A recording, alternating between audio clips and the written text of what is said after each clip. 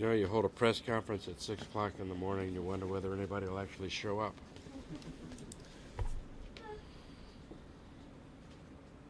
Are you guys ready? Okay. Good morning.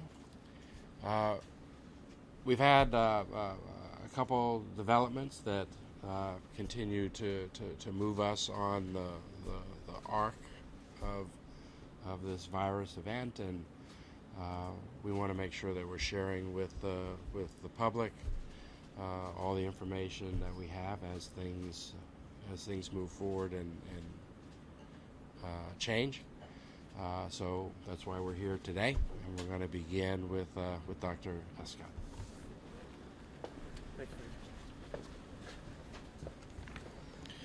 Good morning. I'm Dr. Mark Escott. I'm the Interim Health Authority for Austin Public Health. Austin in Travis County has joined a seemingly growing number of cities and counties that have positive cases in their area. Austin Public Health has received 2 presumptive positive cases of COVID-19 overnight in our jurisdiction. These represent the first 2 cases in our area. At this stage, the information is limited, and we will share more information as we have it and is necessary to share to protect the health of the public. For now, we have one male in his 60s who is hospitalized in our area. The other, a female in her 30s, who is being quarantined at home. Our epidemiologists are working around the clock to track these individuals, their contacts even before they got sick. But at this stage, these do not represent community spread of the disease, which means they're epidemiologically linked to another case or to another jurisdiction. I mentioned the one individual is at home and under quarantine. There are other individuals in that home. Our teams are doing surveillance on those individuals. They've been under monitoring since we identified the need to test this individual. And we may do additional testing and will do additional testing of those individuals in the household. All those individuals either have no symptoms or are having mild symptoms at this stage, including the confirmed case. As we get you more information, it's important to remind the public what our strongest defense is, and that is in that simple hand hygiene messaging. I've said before, and I'll say again, we don't yet have a vaccine. We don't have an identified treatment, although we have folks around the world working hard to try to identify a treatment. We're trying to identify medications that can be given in the case of exposure, or to be given to healthcare workers and first responders to help prevent the spread of disease. But until then, our strongest defense is those simple messages: washing your hands, not touching your face, cough or sneezing into a bent elbow, and most importantly, staying home if you're sick. And I just want to point out that the individual who's still at home has been acting responsibly. They've been staying home.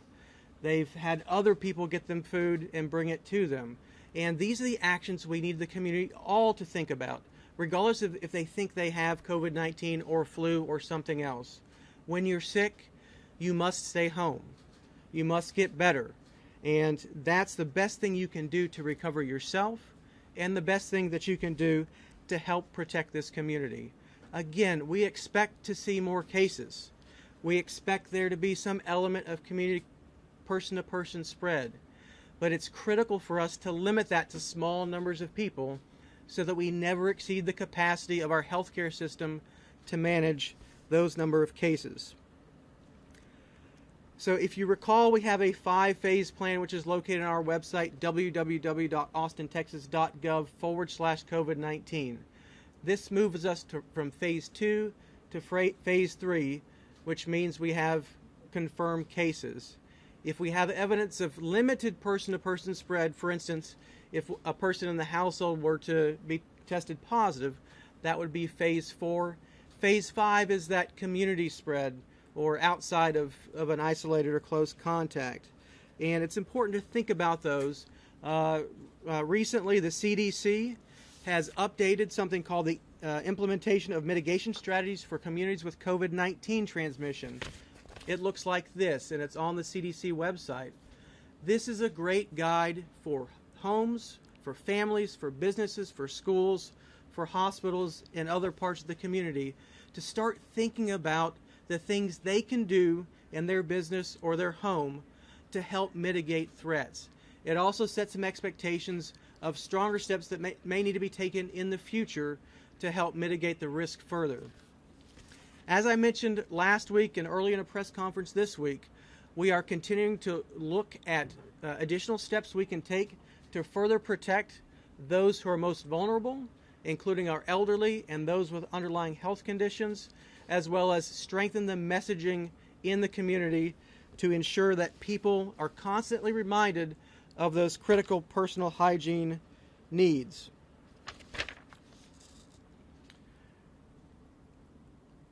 I do want to point out something else, and this is really important because we're fighting two epidemics right now. One is COVID-19 and the other is fear. We have faced adversity before, individually, as the community, and we can choose two paths at this stage. One path is to choose fear and panic. The other path is to choose strength and resiliency. We have to choose strength. We have to choose strength. And that means we need people to start planning. We need them to do things which are reasonable to mitigate this risk, to prepare themselves, their family, and to not spread rumor and panic. We have this under control. We have plans. We have engaged partnerships with all of our healthcare systems, with our city and county government, with our local governments from around Travis County and around the region. We are standing strong together, and we must act as one community and one government to do better and to weather this storm. I'll pass it to Judge Eckhart, and then we'll take questions at the end. I just want to amplify what the doctor said. Panic will make us weaker, so we are in this together.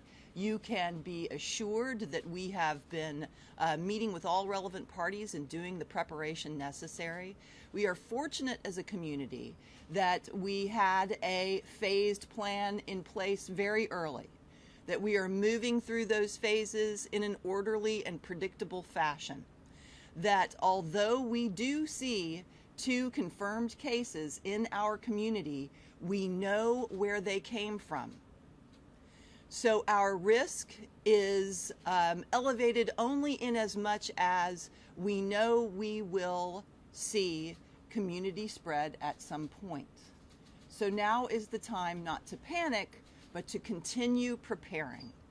And I really want to give great thanks to our community for doing such a wonderful job in preparation, making sure we do get the message out that our best defense from COVID-19 are the very same things that our mama taught, are the very same things of washing our hands, sneezing into our elbows, staying home when you're sick, and being a good neighbor. We know who our most vulnerable populations are in Travis County, and we are doing what's necessary to prepare for them and to make sure that our resources are prioritized for them so that we can be stronger together. So with that, I will hand it over to Mayor Adler. Before we take questions, I just want to reiterate again. This is a virus that we have known was coming to us. It is now coming to us. And that's never really been the question. The question for our community is, as it gets here, how does it get here? How quickly does it spread? And what we know is that if we look at other cities, that to the degree that we can have this virus work at a pace that we can handle, we're going to be in the best possible place, which is why it's really important that everybody wash their hands, that everybody fist bump. We really need to socialize that. It's really important that if someone's not feeling well, that they don't go to work, These are things we ask people to do not just so that they feel good being able to do something, but because the data shows us that that's really the most important thing that we can be doing. Everyone needs to know that the city and the county and the public officials continue to meet on a regular basis and are analyzing this constantly and throughout the day. As we get more information, we're going to change orders and change things that we see. This weekend we had some big events. We're appreciative of that some of those folks have taken a look at their events and pulled them back. And I just want to reiterate what the judge said and what Dr. Escott said. We have been in situations before where, as a community, it's been important for us to be calm and deal with what's in front of us. We did it with the bombing. We did it with a water boil, and now we have a virus. Our city, like all other cities around the world, are dealing with this. We will continue to come back to you as conditions change, as it's important to have new or different kinds of orders. It's our understanding that the governor is going to also hold a press conference today at noon. This is moving as we knew that it would, and we're now moving through our phased approach. Questions? Could you talk about just where these people contracted the virus? Did it come from domestically? Did it come internationally? And also, is there a connection between these two people? Are they at all related? The two cases are not related to one another. One of the cases is epidemiologically related to a case from the Houston area. The other case, the individual was transferred to a hospital here from a different region of the state. We have no evidence of that person was ever outside a hospital within the city of Austin or Travis County. So was that person already diagnosed with the coronavirus at that different region before transfer here? No. The diagnosis was here, which is why the results came to us. The person is still hospitalized here. They were just sent here. Why was the person sent here? So Here? individuals, particularly from rural communities, are often transferred to major cities because we have the tertiary care, we have the expertise, we have a world-class healthcare system, which means that as this issue grows across the state, we can expect for people from rural communities may be sent to major metropolitan areas to provide that expert-level care. And can you talk about how they were tested? Like, what symptoms were they exhibiting that they were allowed to get tested? And can you say generally how many tests are ongoing in Travis County? I'll say that we're testing people every day. We're sending tests every day. We're getting tests back every day. And that number varies. Now that we have private labs that are sending tests, we don't have an accurate count of how many total people in our jurisdiction are being tested, which is one reason why we're not going to talk about numbers, because it doesn't include those other folks. These two individuals were tested, one by the hospital, or both by a hospital system, and both tests were run at a state lab. I don't have a time frame on turnaround for one test. I know that the other test we had results within 12 hours. Can you talk about what symptoms they were exhibiting? And did the person who's quarantined at home, did they go to the hospital or did they call their doctor? One individual, the hospitalized individual, is critically ill, and the clinician had a clinical suspicion for it and requested testing, which was approved. The other individual was under monitoring by Austin Public Health. She indicated that she was having some mild symptoms. Therefore, we arranged for her to be tested, and that testing was done outside of a hospital. We're talking about moving to phase 3 of the response plan. What's different in phase 3? Phase 3 is situational awareness for the community, that we now have confirmed cases so that people can assess the risk for themselves, for their businesses, for their schools, and they can start to make decisions based upon that level of concern. Is the city and county doing anything differently with phase 3? Again, we're continuing to evaluate mitigation strategies. As I said last week, I plan on a series of public health orders to further strengthen the defenses for the community and particularly for those vulnerable populations. And we expect we're going to continue to do that. We've already activated the Emergency Operations Center before this point based on the threat in Texas and the growing threat across the U.S. So there's no, at this stage, there's no substantial increase in our position just based on this because there's not evidence of community spread.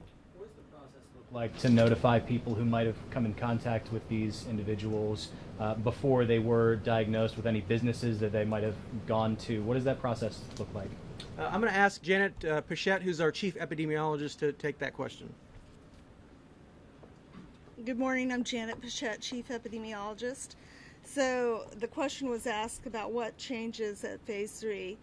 From an epidemiologic perspective, one thing that changes is what our response actions are at the local public health department, and that is we have a strike team of epidemiologists and nursing staff who will begin the arduous task of contact tracing. So that requires them to investigate that individual and determine where they've been, if they've been in contact with any other individuals. If they have been in contact with any other individuals, it will be following up and determining, making contact with those people and making sure that they have control orders on them if necessary, and identify all the locations that that they've been to during their period of infectiousness. How long do you expect that to take? It just depends on how cooperative people are. Sometimes people don't want you to know where they've been, but we're pretty good at tracking down places where they've been. I just want to clarify something. Is it accurate to say that the woman was in Houston, whereas the man who's hospitalized was initially at the rural hospital? And then I have a follow-up question, which is, did Public Health advise Austin ISD to go ahead and cancel classes today? No, but we were in phone conference all day yesterday with a variety of elected officials, local elected officials as well as state elected officials, advising all of them that each one is acting under their own authority and will have to make risk assessments for themselves, including actually our festival community. We were also in a conference call with our festival community, apprising them of the circumstance so that they could assess their risks. And I think that you saw the results of that with 3 different events choosing to self-selecting to cancel their events. Similarly, when we have our phone calls with all of our elected officials, each one can make a decision independent of the other, although of course we do prefer that we make a decision together. We all, of course, completely support our AISD in the decisions that they make. But Travis County and the City of Austin are not closing down today. And if at a level 3, we have certainly reached out to all of our other elected officials as well as our institutions, both private and public, to discuss with them what level 4 looks like with regard to working from home, social distancing at work, reduced staffing, increased spacing, office sharing arrangements and whatnot. So at level 3 we plan. At level 4 we would deploy those new plans. And what about that clarification on just who was coming from Houston, who was coming from the rural hospital? So one individual, the epidemiologic link was to a Houston case. The individual's from a different county other than Harris County, and the other one is from a rural area. Is that why the woman was under monitoring, because she had contacted y'all, or that you knew she had come back from Houston, or was she coming back from elsewhere? We were advised by Montgomery County that the individual was a person under investigation at that stage, and at that stage we made contact with her and issued control orders. And she lives here. She's a resident of Austin. She's staying here. She's staying here. Yes. Okay. With the ISD counseling class today, is this related to any of the cases? Did either of the patients have any contact with the ISD?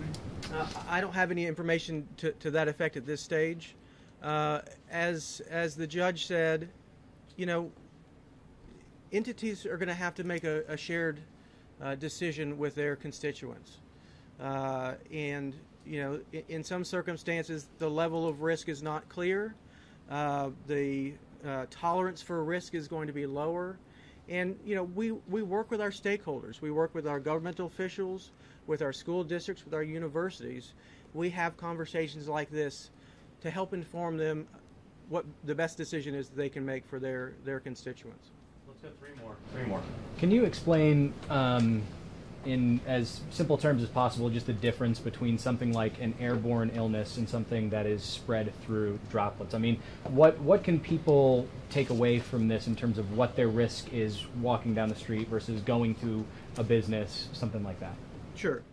So airborne means it can travel on very small particles in the air. And because it's very small, those particles can float around for a while. Droplet means larger drops of water, if you will, or fluid, which tend to, if somebody's coughing or sneezing, it projects and then falls within 3 to 6 feet, which is why we talk about that 6 foot of separation between sick people to try to avoid that chance of spread. Let me be very clear. The virus is not going to jump up and grab you. If people stay home who are sick, it's not going to get you off the street. It's not going to jump off the table and get you, or off an airline seat and get you. It's generally, if it's not sick people in the community, then it's coming from surfaces. And when it comes from surfaces, it's because you touched it, and you've touched your mucous membranes, your eyes, your nose, your mouth, which is why we have to continue to reinforce that message. Wash your hands, use hand sanitizer, don't touch your face. If we can stick to that, if we can be steadfast, then we can really be impactful on limiting the spread. As I described in Commissioner's Court and Council work session earlier, if we can implement those non-pharmaceutical interventions early, if we can get the community really engaged, we can avoid hitting that rapid rise that we've seen in other communities that overstresses our healthcare system, and we will fare much better than other communities have in this outbreak. What is the man who's in the hospital, is he in an isolation room, and then is the woman who's at her house, was she here to visit family? Is she with her family or friends? She's staying with people in Austin or the Austin-Travis County area. The individual is in isolation in an ICU setting. Is that in a negative pressure room?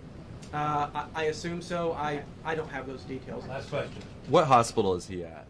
I'm not going to share hospital info. Okay, you get one more. Go ahead, one more question. Anyone? I would just ask what the balance is here between going out into the community to support some of these businesses that have been impacted by these major event cancellations. I mean, we're hearing, I feel like a little bit of mixed messaging here. Go out and support businesses, but also don't interact with too many people. What's the balance? Yeah, again, this is where we need people to understand the risk generally. We have no evidence of person-to-person spread at this stage in this community. They also need to understand the risk personally. If you're over the age of 65, if you have significant health conditions, you need to be less tolerant of going out into crowded settings, restaurants, bars, and other venues where you might have a chance of contacting a sick person. If you're young and healthy, it should be less of a concern for you. Again, people are going to get this. Children are going to get this. Adults are going to get this. VIPs are going to get this. We saw Tom Hanks and professional athletes get this. It's going to happen, folks.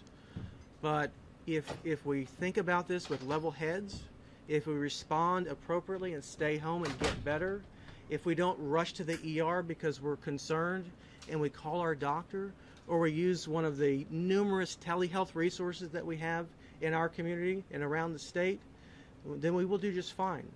We have to avoid overtaxing our healthcare system with folks flooding hospitals and ERs who don't need to be there.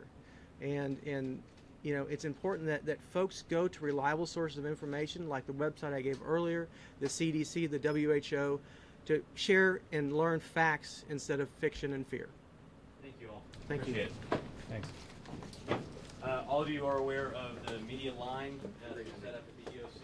That would be your, or the email address.